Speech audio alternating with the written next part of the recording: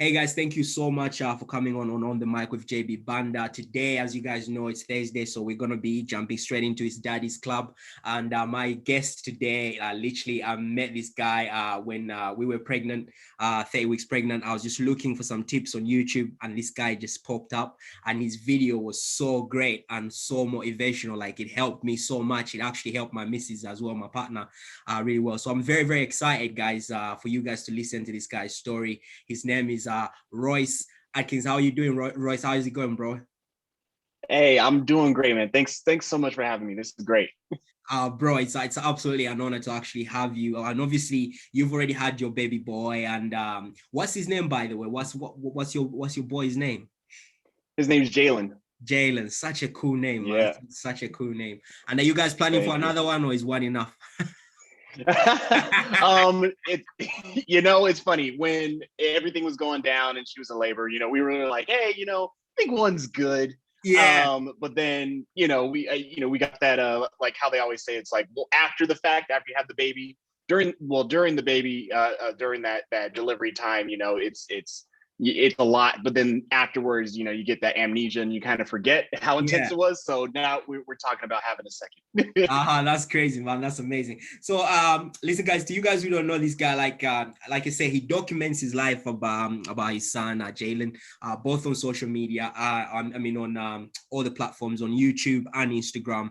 Him and his partner, like they're big YouTubers, and he's an author as well. He's a film producer and filmmaker as well. Like, so he does do other things, but like looking after his child and things.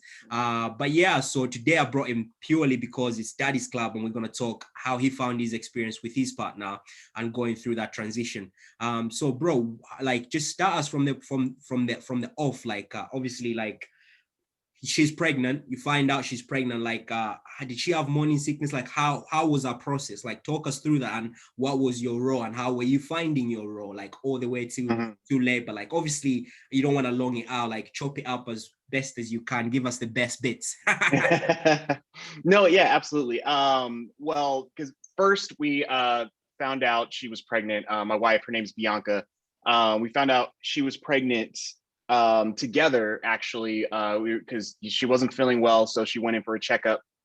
And in that process, they were like, "Hey, do you want to just see if you're pregnant?"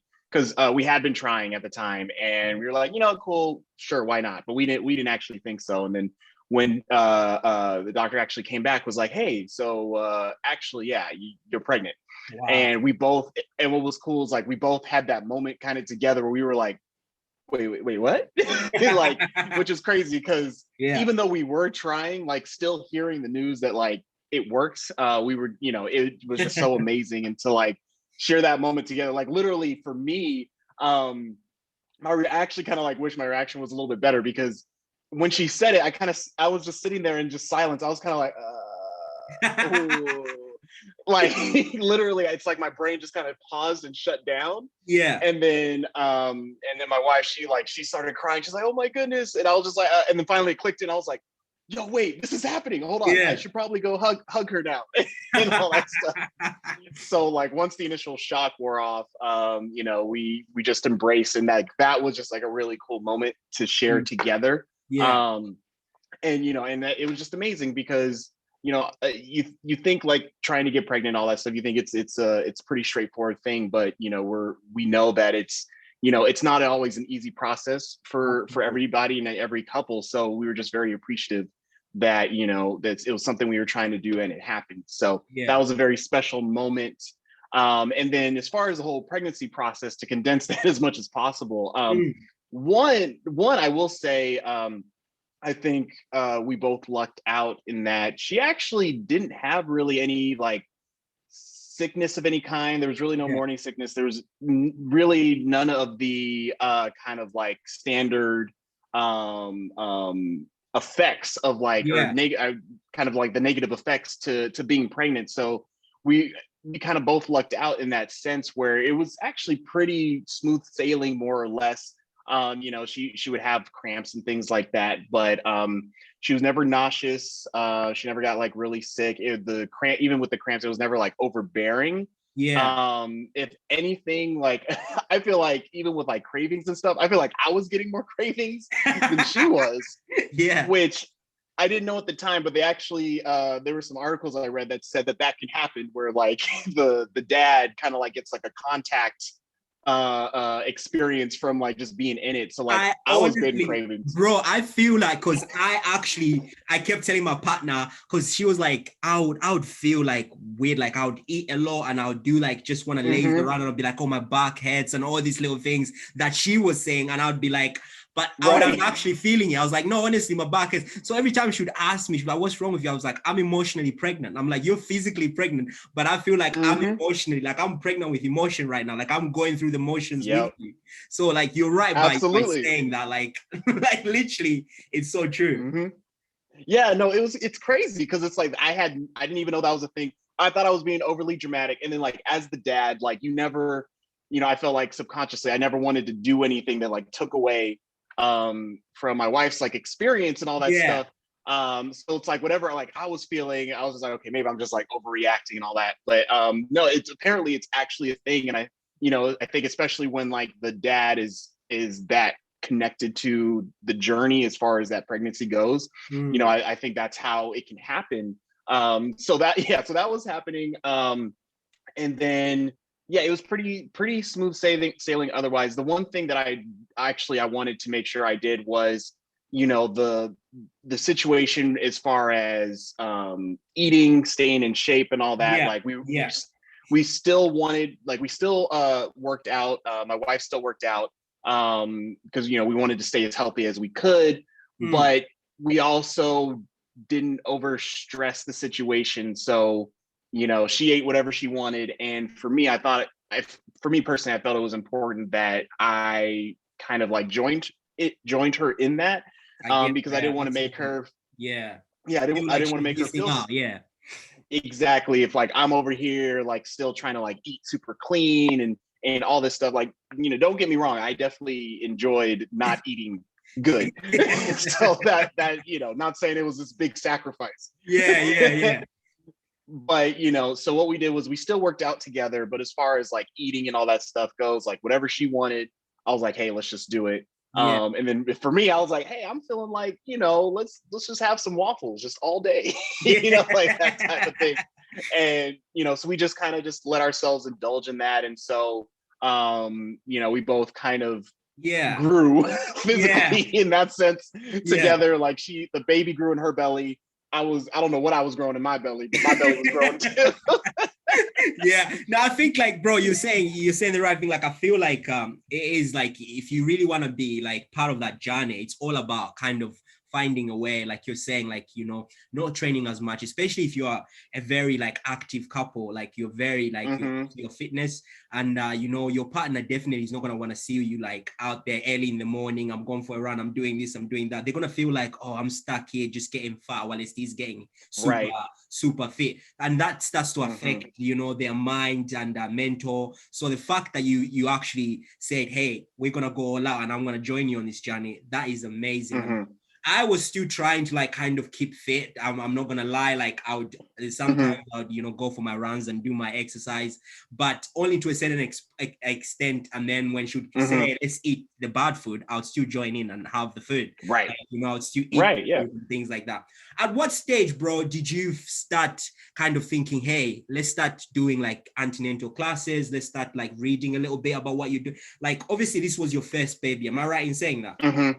So Yeah. it's your Yeah. first, Yeah. like first time parents. It was your first time. Like, when did you start thinking? At what stage in pregnancy did you start thinking, hey, we need to start doing a little bit of research so we know what we're up against? Yeah. That's actually a great question. I think we I would say probably 5 or 6 months. I think it hit us like, oh wait, we should start getting ready for this. Well, I should say, at least for me personally, my wife had, she was, as soon as it happened, she was in it. Yeah. And I learned what I could with her, but I would say it really like clicked Mm, for me, where I was like, okay, I need to learn like not just what she's learning, but also like, okay, how do I apply that as a dad? I mm, would say that probably kicked in about 5 to 6 months. And what actually helped us was hospital that we ended up delivering in, they had like special classes that we could sign up for that helped. So we attended those. They had like a set schedule of I think it was like four or five total classes that we could schedule like throughout the pregnancy process, where we learned like the basics, what pregnancy means, what we should prepare for before the baby comes, right before the baby comes, the delivery process, everything that's involved in that, and then what to expect like right afterwards, like kind of like those first few months. So I say we started doing that probably about like 5 or 6 months, I believe, where we started taking those classes. But even with that, I'll just say real quick. I mean, even with that, it was still more like from the mother's perspective, obviously, because like you were saying, like a lot of the knowledge out there, a lot of the information is mainly geared towards the mothers. True. So as far as like, I think the dads go, there are some resources that I was able to find, but I feel like it could, for me, I felt I was watching, but still I kind of had to figure out some other things on my own outside of the classes. As a dad, like, okay, well, how do I apply this, as the father and me, because, like I know I see what she's supposed to do and what she needs to do and what I need to do, what can I do to help her, further along in this process. Yeah, no, that's so good. I was gonna touch on it. Like, when you had your baby, was it lockdown over there, or was it during lockdown, or was it before lockdown? Because it's important to understand. Because over here in the UK, like obviously for us, when we had our child, it's only a week old. It was during lockdown. We're still in lockdown right now, and as another thing is when we're doing our antenatal classes, and you're right by saying, I think in each country, wherever you're giving birth, they do have classes where you can take, where they give you like some information, and you take classes. You took classes for like a month, and it was like every Thursday. It was like an hour session. I think it was an hour or 2 hours. The class session we did, and they teach you like you say, pretty much the journey from being pregnant, and then the process of how she's gonna get into labor and what types of labor and all the things like that. But we had to do Zoom calls because we couldn't physically go in because of COVID. So I don't know, in America, were you guys the same, or did you give birth prior to COVID come along? Like, where were you? Yeah, so we lucked out as far as like our baby was born in February. So it was like right before things started getting serious of last year. All right. So definitely, so during the pregnancy process, I was able to be with her during like all her checkups and everything. So I was at least able to be a part of that process. Where I know for a lot of dads, it sucked because of the lockdown. You couldn't go in. So you had to like Zoom or FaceTime or whatever it was to still like at least feel somewhat involved. So I know that definitely really sucked, because for me, that was very important that I could make it to, I wanted to make every single one. And I felt bad because I think I missed one, and I forgot because I think I had scheduled something for work. And I couldn't make like that one meeting, and I felt so bad. I was like, I failed as a father. No. So I can only imagine, for you and other fathers who weren't actually allowed to be in the room. I feel like that had to have been really hard. Yeah, we were allowed, obviously, I think we had to wait till she was like 4 centimeters dilated before you could actually get into the actual room of the birthing room. But even when her appointments, I think I was only allowed to I think it was 3 appointments, and then after that I wasn't allowed to any other appointments, which was kind of crazy, man. So that's crazy. Just a quick run back. So obviously you've started doing your classes, you're learning a lot of this information out there, and did you guys just did you want to find out the sex straight away? Like, how was that talk, or did you kind of want a surprise, or did you already say we're gonna find out? What was that for you guys? Yeah, we wanted to know before the birth, but we also wanted to be surprised. So we had the gender reveal and all that stuff. So that was a cool experience. And again, before before COVID, we were actually able to have people over, and have a whole party of that reveal, and it was actually really cool. It was also very stressful. just like knowing that somebody I think we entrusted our parents. So I think our parents knew, or no, actually, no, nobody knew. It's besides our neighbor who kind of like helped us put everything together. As far as like what we did was we have this tree in our backyard, in my parents' backyard, and we lit it up. It was either going to light up blue or pink, and our neighbor who does lighting and all that stuff for film, he said he would come help like set up this whole thing. So we had this envelope that had the information, and so like it was like torture knowing that it was right there, but like nobody could look. So when it came time for the reveal, we gave it to our neighbor, so he was the only one who knew at the time, which is pretty crazy. So that like when that reveal happened, it was amazing, and being able to share that with all our friends and family at the time was special. But because of how stressful it was, we said for our second child, we're like, yo, let's just figure it out. Let's just tell us what it is, and we could just know it and be prepared for what's to come, because it was a great experience but very stressful at the same time. No, 100%. And obviously after that, like how did you guys kind of just go like, listen, we gotta get the room, the necessary the bedroom ready, get everything, start buying stuff, and how were you able to control your partner and your wife in terms of kind of to sort of not overdo it? Well, I couldn't do anything, honestly, because my wife, she's a planner.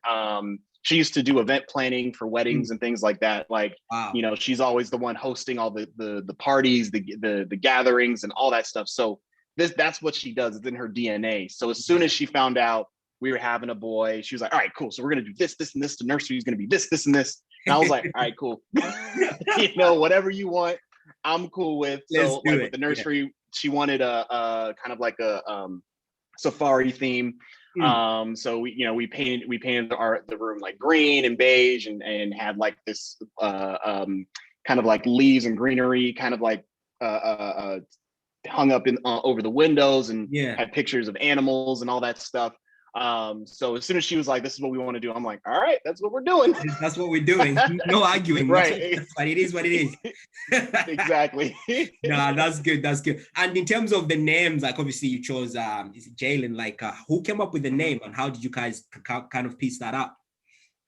Yeah, so that was again my wife. She just really loved that name. So even like during when we were just dating and things like that, before we even got married, we both kind of had like lists of names. And Jalen was one that was like very close to her, something she just really loved, and his middle name's Sky, so she really wanted to have like the name Jalen Sky. And I thought that sounded great, so I was like, yeah, let's do it. But I said, if our next child, we're hoping it's a girl, but like if our next child's a girl, then I'm getting the name on that one. Cool. But obviously, like, it's nice to kind of see the transition. You were there for pretty much like the classes and supporting. You even started eating kind of whatever she was eating, you'd eat, try and make her feel comfortable and know the environment, things like that. Now let's talk in terms of your birth plan. Like obviously, you guys, I'm sure you are looked at hypnobirthing and all these other different options and kind of water birth and things like that. Like what did you guys decide on, and what did you as a couple talk, and you being a dad, did you have any sort of input in that? What did you think was good and no, and kind of talk us through that process and what you guys chose? So again, same with the pregnancy process, like it was very, very simple. Like her plan, I would say, was pretty simple. She wasn't really one that had like a specific way she wanted to do it. She just wanted to have the baby. So I asked her, I was like, what do you want to do? Because for me, I was like, hey, it's whatever you want to do, whatever makes you feel the most comfortable. And she was like, I'm not too serious about that. She was like, hey, if I go in there, if it's too painful, and then if I want epidural, like I'll get that. Like I'm not over here trying to feel all the pain if I don't have to, type of situation. So for me, I was like, whatever you want. And she was just, pretty, yeah, she was pretty simple as far as that went. She was just like, hey, let's go in there. Whatever we need to do to have this baby, let's do it. So, Let's do it. yeah. So, ultimately, it was, pretty standard birth as far as what she wanted. And the biggest thing was, whether to have that epidural or not. Which, so that was really kind of like the biggest discussion that we had. And she, from the get-go, she was like, yeah, I want it. She's like, I don't do well with pain. So talk us through that. Obviously, like when let's jump straight into the good bit, the labor. When the waters broke. Where were you? How did it begin? And I just want you to talk us through from the moment when the water broke until the birth of your son. Like, talk us through that and just kind of talk us like step by step, kind of the process of what happened and where you were and how you kind of received the news until the moment your son was there and the role that you played during that. Yeah, absolutely. So for her, her water actually didn't break on its own. Which she was actually disappointed about because she wanted that whole like experience. So by the time we went in for the delivery, she had to be induced because we were a week over his delivery date. Okay. At that point. So we that was pretty much the discussion at that point of like, okay, they were saying that you don't want to go over 2 weeks. That's where it kind of starts getting dangerous over the expected delivery date. So once we were about a week out after and nothing happened, we scheduled to be induced, which again was a learning curve for me because it they don't show that part in like movies and things like that. Like it's always like the water breaks and you got to rush to the hospital and it's this like whole thing. But for us, it was the complete opposite. Like everything was planned and scheduled. Like, all right, we're gonna have the baby. We're gonna go in at 12 o'clock.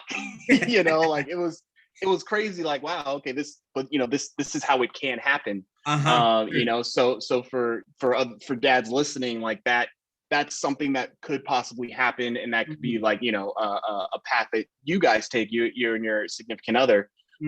So to keep in mind, because I literally was not prepared for that until like it was happening. So I had to like learn what all that meant. I was like, oh wow, okay, I didn't even know this was a thing. So so we literally scheduled to go in the afternoon for her to be induced, and pretty much they gave her this pill. And I'm forgetting the exact name of it. But it's pretty much supposed to get things going. You know what I mean? Started. Get the process started. So we went into the hospital.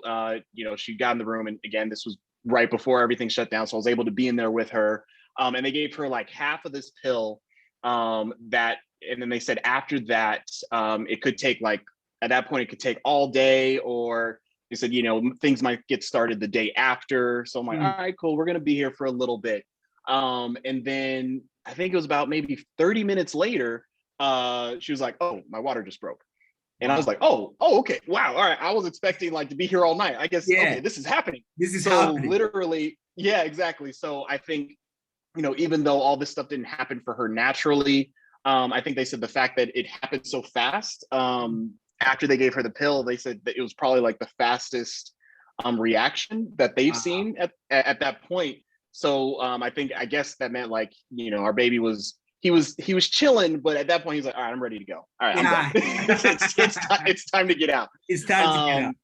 Yeah. So from that point, like things were going, and she started getting contractions and all this stuff. And then that's where like what you think like the whole pregnancy or the birthing process is, that's when like things started happening. And I was like, oh, okay. And then this is where like the insecurities as a dad comes in, because this is where you kind of can't do anything, it's like, other than like be there for her and like, which is like the cliche, like, hold her hand, comfort her. And so like I was trying to do all that stuff, but like seeing like the pain starting to rise and all that, I was like, okay, there's really like, I was like, what can I do? What can I do? Exactly. So that part was tough for me, just kind of feeling helpless. So like whatever I could do, hold her hand, breathe with her, which also too, you kind of have to be careful as a dad, because being like overly helpful in that way can actually be annoying, because when that's happening, I just, like, as dads, like, we don't know what that pain feels like. Like, we like, there's no way for us to experience it. So one thing that I did learn was that, really read your spouse or significant other when it's happening, because depending on how they're feeling, you being there for them and holding their hand and doing stuff like that can either be good or it could be bad. So I was kind of like seeing how she was feeling. I was like, hey, do you want me to hold your hand? Do you want me to be here? Do you want me to talk? Because every little thing can just like be super annoying to them or super helpful. Yeah, when they're in that situation. Exactly. So I was just like, hey, whatever you need, I'll either be here or I won't be here, whatever you want. So just kind of like just being in that moment of like, whatever you want. Whatever you want. Yeah. Yeah, exactly. And so for me, I was like, all right, do you want the epidural? Like, what's going on? Do you need it? And she was like, all right, let the nurses know. So I was like, all right, cool. So I run out of the room. I was like, all right, she wants the epidural. She's ready. And they're like, all right, cool. Well, we have to prep it. It's going to take about like 30 minutes. I was like, all right, cool. And so I went back in. I was like, did she use any of the gas and air? Did she use any of the gas and air at any point, or not really? Just yes, but not at this point. Not yet. Not yet. Because what happened was, so this was kind of like the kind of like the comedic part of it, where you kind of see in movies where like she was like, I want the epidural. And I was like, all right, get the epidural. And I run back in. And she was like, actually, you know what? I think we're good. You saw, I want to try and hold off as long as I can without using it. I was like, oh, okay, cool. So I ran back out. I was like, no epidural, she's good. And they're like, okay. And I run back in. I'm like, all right, cool, they're good. And then I guess from that point of just running out to running back in, things started, the pain started coming back again, and the contractions and everything. So I was like, all right, cool. So I stalled the epidural, and she was like, no, I want it. I was like, okay. So I ran back out. I was like, she wants it. And then like the nurses were like, okay, man, like what's going on here? what is happening? I'm like, right. And I'm like, I'm sorry, I'm just doing what I'm told. And so I'm like, I'm just trying to do what I can.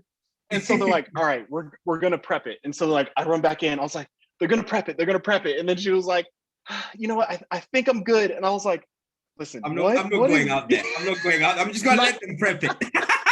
Right. I was like, what do you want? But then it's like, again, like you don't want to press it because you don't know what they're going through. Absolutely. So I'm just like, so I just told them, I was like, all right, just let them prep it because it's going to take time. So let them do it. And then if you decide you don't want it, then we won't do it. But by the time they got it all ready, she wanted it. And so like I wasn't allowed to be in the room for that part when they because it's like this big needle they like shoot kind of like in her back. And that's what I learned in like the classes. So like that freaked me out. It's like literally this super long needle that they have to like insert in the back, and like it has to be like right at the right point between like the spine and all this stuff. And I was like, oh my goodness, that is insane. So they said I couldn't be in there to at least like watch that part. So like as that was happening, I'm like nervous. I'm like, what if they mess up? Like what's gonna happen? So I'm like in the waiting room, just like freaking out.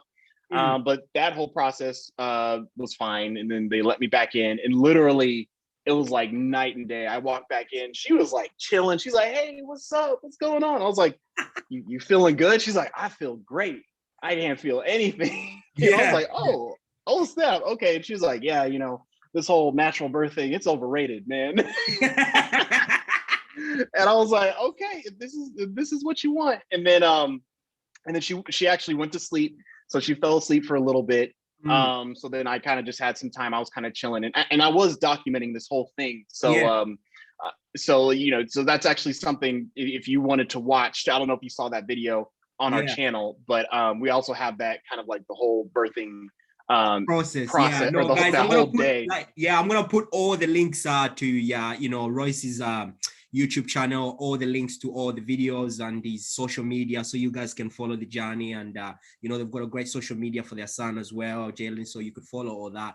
And I'll put all the links below, because you definitely want to go on his YouTube page and see the videos, because like it's better when you watch it so you can actually see what's happening and you know what's going through. I mean, it's good that we're talking about it now, but you watching it and kind of seeing the situation unfold, it gives you kind of even a better clear, more understanding of what to expect when expecting. But absolutely. So so then she fell asleep for a little bit, so there was kind of like I call this the calm before the storm, because then once she woke up, that's where like pretty much things were happening, because again they were like, yeah, you know, she'll probably have this baby tomorrow, and I'm like, all right, cool. So like you know, I brought my Nintendo Switch and like I bought like books and stuff. I'm like, all right, I'm just gonna chill, I got all this time. And then when she woke up, she was getting more contractions, and pretty much they were like, all right, so she's having this baby now. And I was like, whoa, okay, all right, well, all right, let's do this. I called her parents, I called my parents, and because at that point they came just to check on her, but they're like, yeah, you know, you guys can go home, it's not gonna happen anytime soon. And so like they had left. So then I had to call him. I was like, come back, it's happening. It's happening, yeah. And so I still don't know exactly what happened, because I meant to ask, but you know, so many things had happened. But as like things were starting to go, like one nurse came in, she like checked something, and then she like kind of like rushed out. And I was like, okay, I'm not gonna panic. That's nothing. And then like two more nurses came in, they checked something, and they're like, oh, okay. They're like, how you feeling, honey? She's like, all right, I'm doing all right. They're like, okay. And then like one nurse stayed and like another nurse left. And then three more nurses came back. Whoa. And they had oxygen tank and all this stuff. So like they put the mask on her, and they're like feeding her oxygen. And I was just like, okay, what's happening? Hold on. They're like, no, it's fine. You know, we just saw some irregularities. Of, you know, but we just want to kind of like balance things out, because I guess like her reaction to the pill that they gave her, it was good in that it kind of got things going, but I guess her reaction to it was so strong that then they needed to give her something else, another medicine, to balance it out and kind of bring her back down. Exactly. So like literally I just saw like a whole bunch of nurses like huddling around her, and I'm just sitting there again like, is she okay? What's going on? You know, but they're like, oh, she's fine. We just have to kind of like do this balancing act. And they're like, but you know, we're calling everybody, but you know, it's time to have this baby. So I'm like, oh, okay, all right. And so now we're in the whole like delivery process. And the one thing we had talked about was that I wanted to catch the baby. Oh yeah. Like as soon as he was born. So that's something I knew I wanted to do. So as you know, as things were going and things were getting intense, so I was by her side throughout the whole process. And then literally as Jalen was about to come out, they like pulled me. They're like, all right, it's your time. And like they pulled me over, and I was like, oh, whoa. And at that moment, you know, I saw things that I'll never unsee. which was crazy. But then like literally, like I just see like my son's body just like coming out, and what I thought in my head when they're like, yeah, you're gonna catch the baby, I don't know why, but in my head I thought like I was just gonna be there by myself. I just had to be like, all right, hold on, I have to be at the right angle to catch him. Like, oh, what if he's slippery? You know. But pretty much what the nurses did is like as he was coming out, they like guided him towards me. And so literally like, so it was pretty much, it was cool because technically I was like the first one to really kind of just hold him in my arms. And like that whole thing was just crazy. So they guided him into my arms, and I kind of like was just awestruck and just like, wow. My whole body just froze as I like looked down at him. I was like, what is happening? Yeah. And they're like, yeah, you want to cut the umbilical cord? And I was like, okay, cool. Because that's something also I knew I wanted to do. But like in the moment, she's like, yeah, here. And I'm like, okay, cool. So I grabbed the scissors, and in my head, I thought it was going to just be one nice little clean, like snip. It's not that. It's not that. You have to get like, right? Exactly. So that's another thing where movies lie. I know, like, it's not true. So I'm trying to cut it, and I'm like, it's not going. They're like, no, don't be afraid. Like, really get in there. Right. So I was like, I know. Just like snipping away, and I'm like, am I hurting him? Like, what's happening? Yeah. And then finally, like, it cuts through. And so now I'm like, I don't know what I was thinking, but there's so many emotions between freaking like cutting the umbilical cord. Like I had to like twist and pull and snip Yeah, for it to even break. Yeah, exactly. So I'm like experiencing that. And then I'm experiencing my newborn son in my arms at the same time. And the view that I'm having also of my wife, it was just a lot of things happening all at the same time. And I was just like, ah. And then it got to a point where like I literally just like froze, just like emotionally and physically.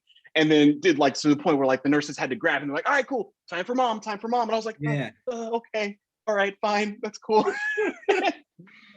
And so finally, bro, explain that feeling. Like, let's run it back. Like, explain that feeling of when the baby just comes out and then you hold Jillian for the first time. Like, try and explain it, because I did a podcast that I'm posting this Thursday that I posted about, you know, our part of labor, and when we got our son JJ, and you know, I received JJ, and you know, that feeling is just, for me, I think like it's love you can't really explain. What was it for you? Like, how can you explain it? Like, I don't know if you can even explain it. I don't know.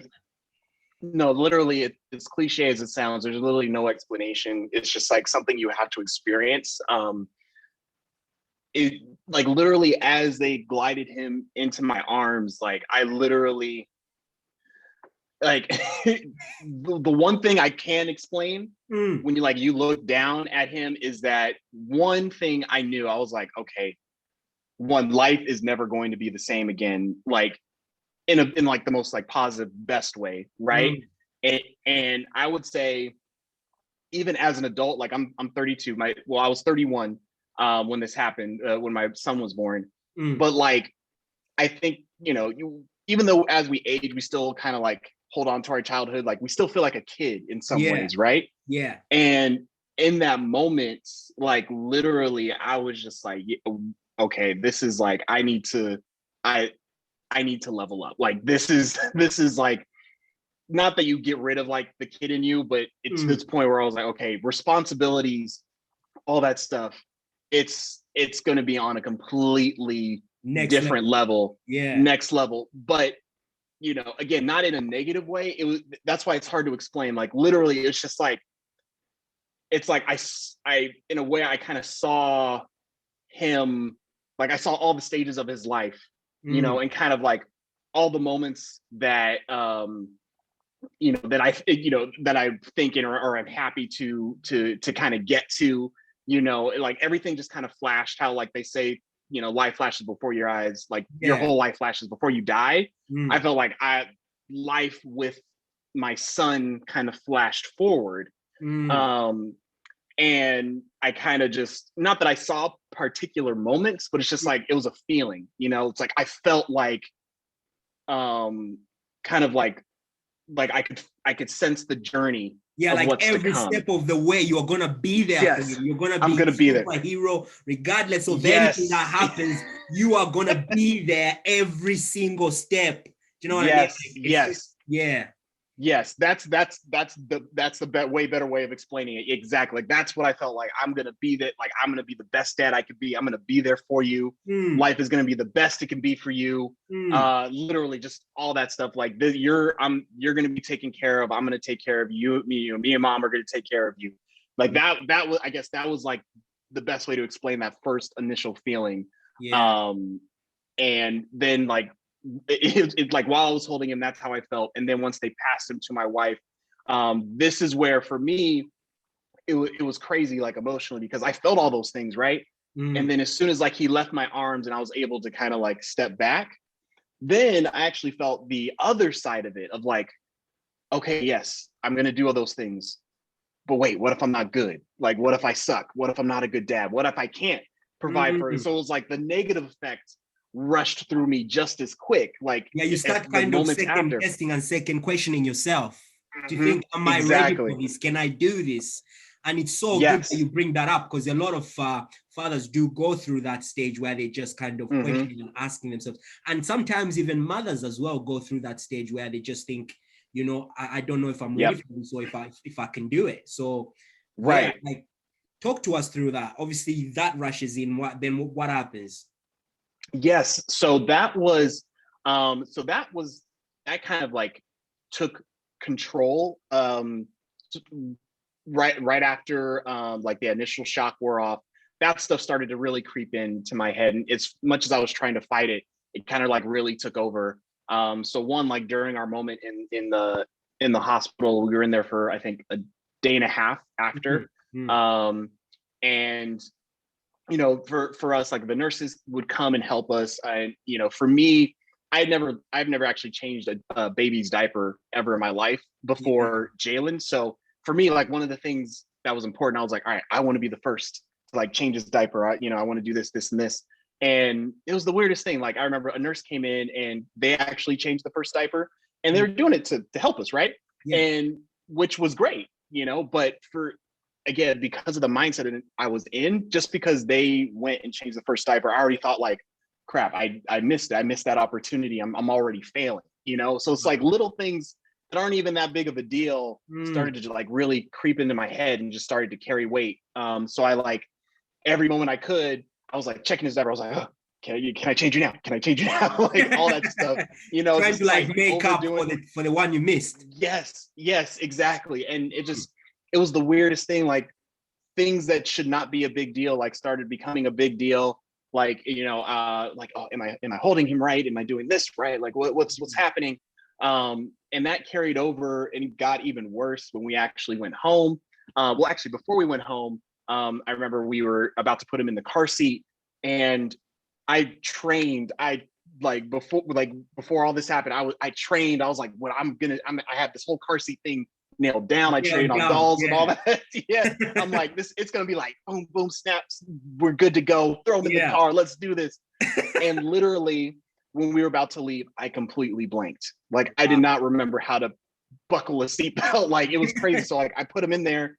I was shaking. Like I was fumbling. That, you know, the straps were too tight, and I couldn't remember how to loosen the straps. And I literally was like shaking, freaking out. And you know, my wife, she was there. She was like, "It's okay. Just take your time, go slow." And I'm like literally shaking. Like I can't even put my baby in a car seat. Like what is happening? And then like the nurse that was with there helping us, she was even saying like, "Okay, you know, maybe I can do it. Let me." I was like, "No, I can do it. I can do it." And it was the weirdest thing. Like I literally could not remember how to put him in the car seat. And I was struggling. Eventually I had to ask the nurse for help.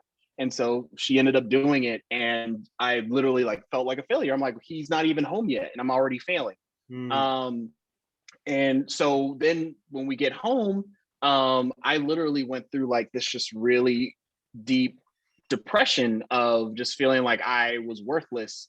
Because especially like during those early months, like, you know, the baby depends on the mother, you know, especially if they're breastfeeding and all that stuff. And really there's all you can do is just kind of just support and, you know, be there when you can, but you know, they don't really need you. Like you are so right. Cause like at the minute, like I said, our son, JJ, he's only a week and a bit old. And he's actually, you know, 12 days old. So, and we're breastfeeding. That's awesome. You're so right when you say the fact that in that situation, all they want is their mom. Like at night, because he's got this tendency of waking up from 10 o'clock at night. That's his time. He's up from 10 until 4 in the morning. You know, so he's like, this is my time. You lot are staying up. Right, exactly. So, yeah, and like, you were gonna sleep. Do you know what I mean? Like, and at that time, like, you know, the only thing, and it's like, because she's breastfeeding, there's not a lot that I can do. So I actually opted to say, listen, I'll burp him once you finished, and then I'll also change his nappy. That way, like, so I'm on diaper duty and I'm on burping duty. Yes. That way I feel like I'm doing something, and that's the only bonding time I can get with him to sort of like get him away from his mom. So I'll change his nappy. And sometimes it's not even a good thing because I've got bad circulations on my hands. So my hands are always super cold. So when I hold his little body is like just starts to cry, and then I start to freak out. Right. Oh my God. And I call her in, babe, come do it. Please. You know, I don't think I'm doing it right. And because I don't like seeing him cry, like that cry. Exactly. I feel like I'm doing something wrong. It's horrible, especially when they're really like squeal, like really high pitch cry. So Yes. I'm on diaper duty, and then the burping, which is just like get him to burp, and then the mother just kind of does the feeding and the rest. I mean, sometimes I'm not gonna lie, he does want to, like, when he wants to fall asleep, he will fall asleep on my chest, and that's like the best feeling in the world. Because I'm just Yes. like, Yes. yeah, I'll have him for like 2 hours. He just wants to sleep on my chest, and it's like it's Yes. amazing, and I feel like, yes, I'm winning. Do you know what I mean? Yep. But most of the time, like you were saying, he's literally wants to be with the mother. Yeah, but Yep. yeah, carry on as you were saying. So you're at this point.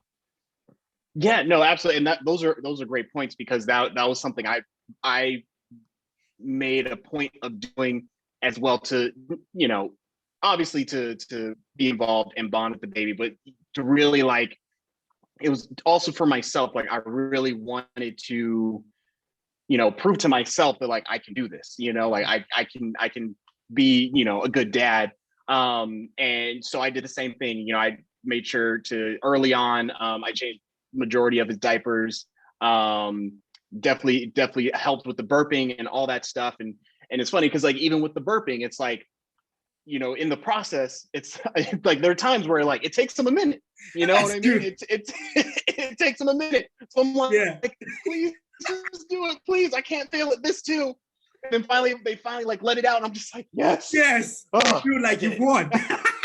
Right, exactly. I won the day. Yeah, it's so true, Yeah, bro. It's so true.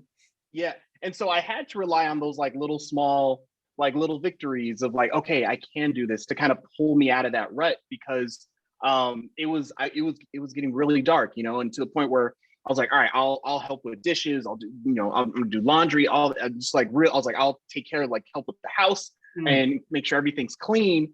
But the way I was doing it, though, was it was still, like, all coming from a dark place. So it's like, even something like washing the dishes, I'm like washing it, I'm like, I can't even get this stain out, I can't even wash the, like, everything just seemed like a failure, even though I was just washing the dishes. You know what I mean? I'm just doing the laundry, but I'm like, I can't even do the laundry right. You know, like, I would see, like, stains where there weren't any stains or anything. It's just like the way the mind works, and was like playing games on me was crazy. And I had heard that fathers could also experience postpartum depression. Yeah. But I guess, like, I had heard it, but I didn't really think it would happen to me. So I'm like, oh man, that sucks. Yeah, but, you know, I'll be fine. I'll be fine.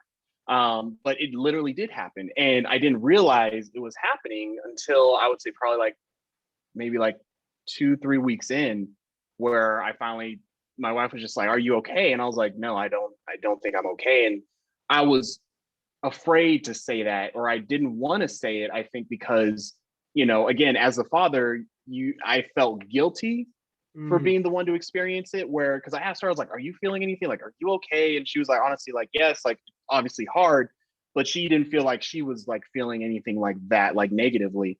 So then I felt guilty, like, well, I'm the father, like, I shouldn't be experiencing this, like, I didn't give birth, like, I didn't do all the things you did. So I felt guilty for feeling that way, which made me be even more depressed, you know? True. It's So I such a think good. that yeah. Yeah. It's because I think for me, if anything, like, that's like a big thing, a message to tell fathers, like, that, yes, that can happen. Like, postpartum depression can happen to you, and it's okay. You know, like, you don't have to feel guilty that it's happening, like you're taking anything away from your significant other, because it's important that if you do want to be the best dad that you can be, that you have to address it, and you have to address it as soon as possible to find a way to support it and get out of it. That's so good that you raised that point, because I feel like a lot of people, a lot of dads out there feel like, you know, like, if they feel some type of way, they're gonna encroach on on the mother.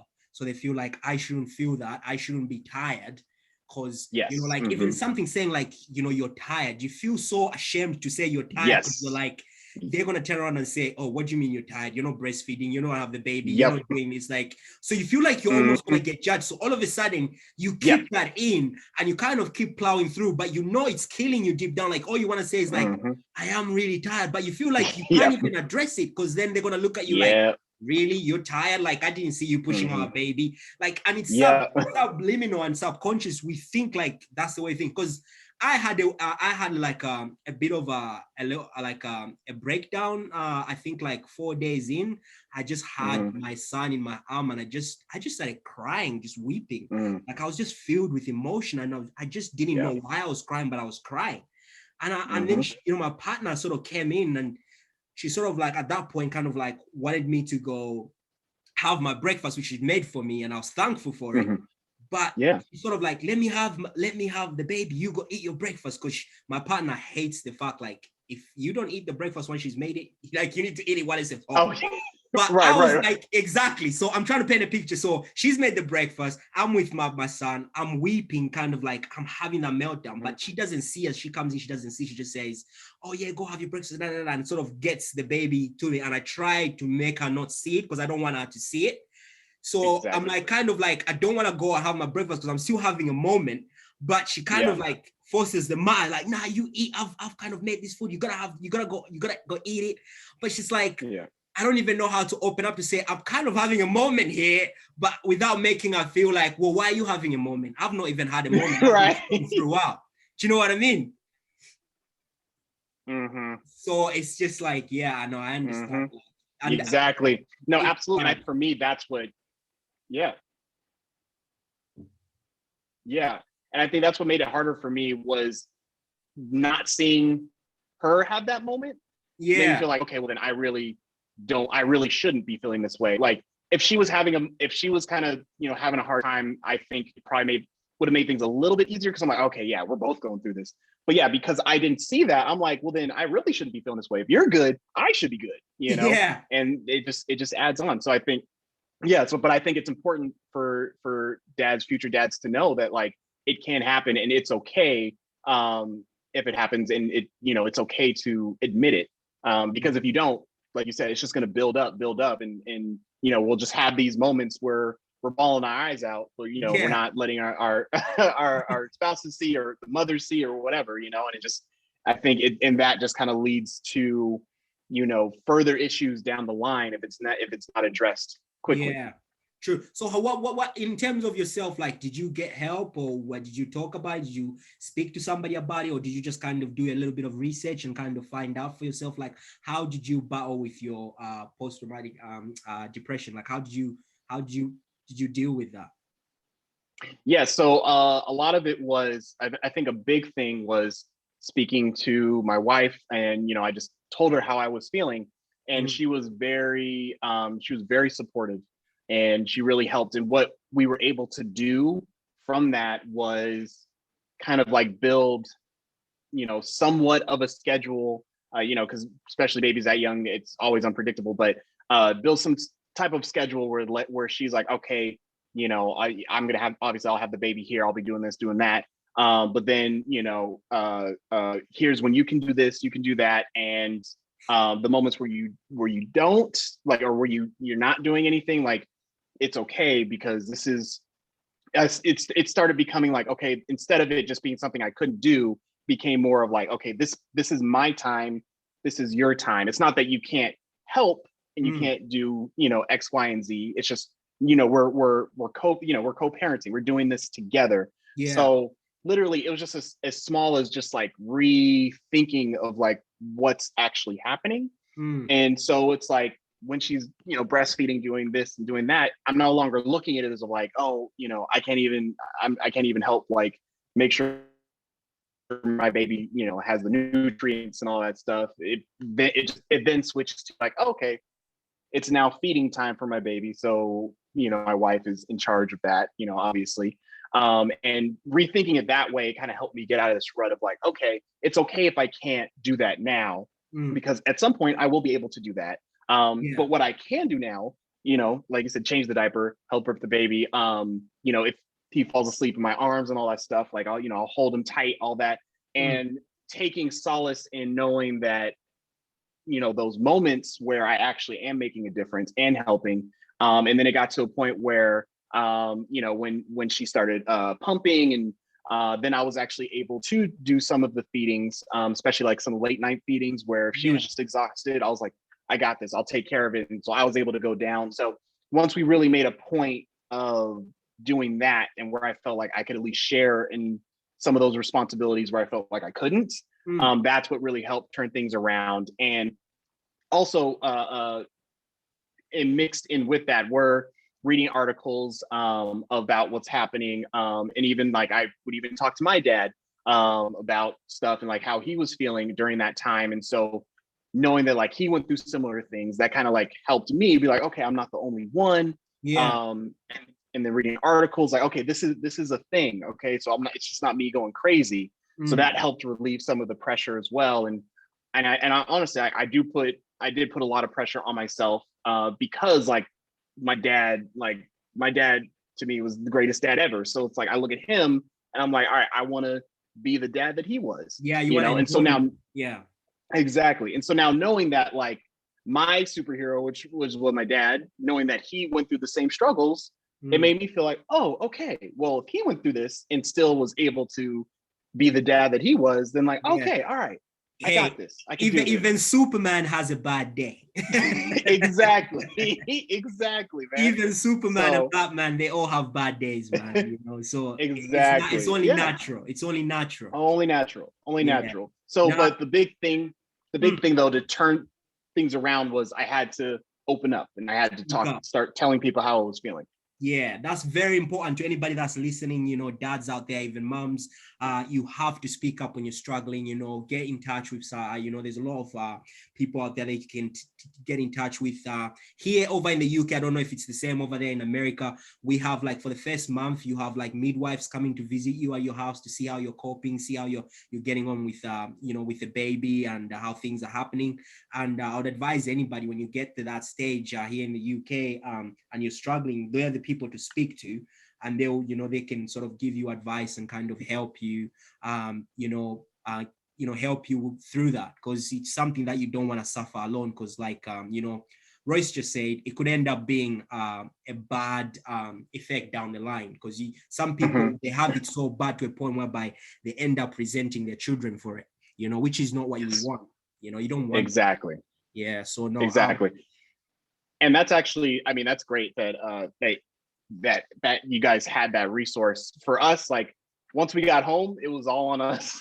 Wow. we just had to figure it out. Yeah, we're very lucky here in the UK, honestly. Like you do get midwives, they come out to you for like the next month, and then after that you also have like community midwives and centers where you've got their number and you can call up on somebody if you're struggling, and they will be there at the end of the phone and they'll be able to help you and be able to send somebody out to the house to check up on you, which is really, really good. Because you know, there is no manual for being a parent, and although we are out here, me and Royce, trying to give advice on us, you know, on our take on it, at the end of the day, you know, you are gonna find your path.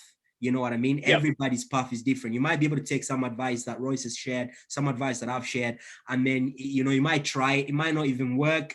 And then you might find that's your own path. Whatever you just do works. So, or sometimes you might take out our stories and then, you know, take a little bit of this, take a little bit of that, and then you make it your own, and then you find that it's working for you. So we're just here to put up the information out there and then just kind of help everybody so that you are at least prepared. So if a situation arises, you sort of be like, oh, I remember Royce speaking about this on a podcast, or I remember on his YouTube channel, he spoke about this, like he was feeling like he was failing, like I'm starting to feel like that. Okay, then now you know what to expect. So you know what to look out for, which is really, really good. So I'm glad, bro, that you've come up on the podcast and kind of explained what you've been through, and you know, how are things right now with your son? Like, how old is he right now? So now he's going on 13 months, going on 14 months. So, you know, hitting that 1 year mark.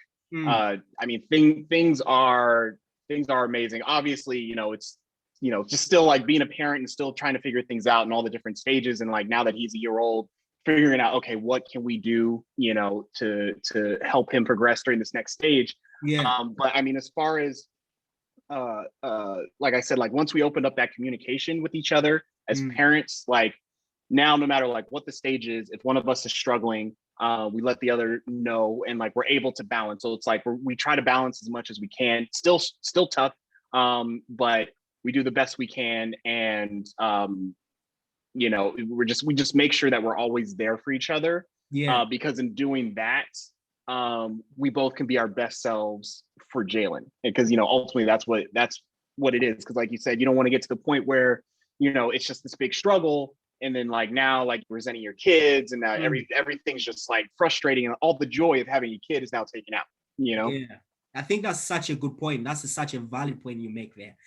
The key in, raising your child is communication and being honest with one another, like really being to a point where you are sort of brutally honest to kind of like, if you're really struggling, like voice it, like make it known that, listen, I'm struggling. Let's take a minute. Let's try and figure it out. And then it could be, we need to find help, professional help, get that help.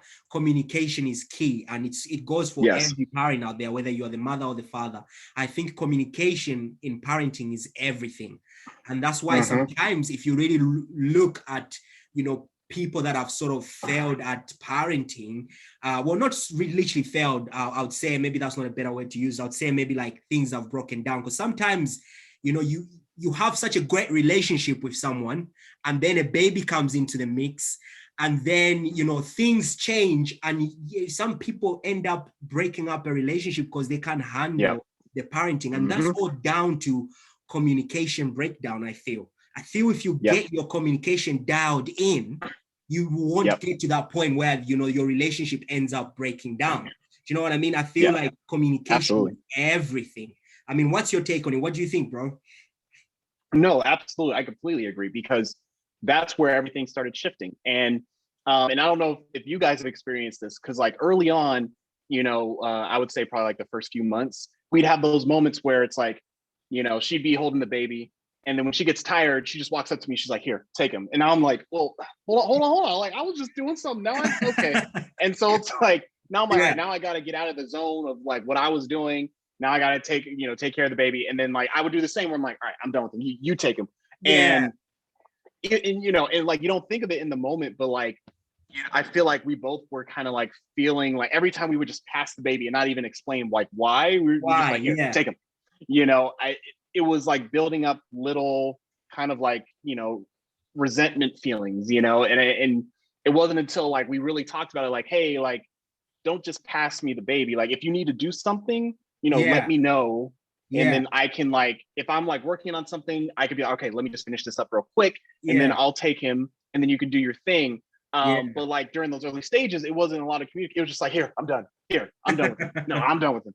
And I think that's what made it harder. So now it's like, if she needs to work, she's like, hey, I got the Zoom thing. I got to do that. Can you watch the baby for a couple hours? I'm like, all right, cool. Now I know that's what I'm doing. So I don't have to worry about being taken out of like my world. And then likewise, like right now, I like, hey, I got this Zoom thing. Because right now Jalen's taking a nap, but I'm like, if he wakes up, can you just make sure you're there?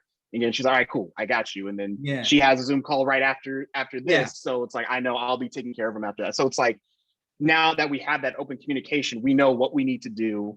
And so like, we're not springing a surprise on each other. That's so important, bro. That's so perfectly put.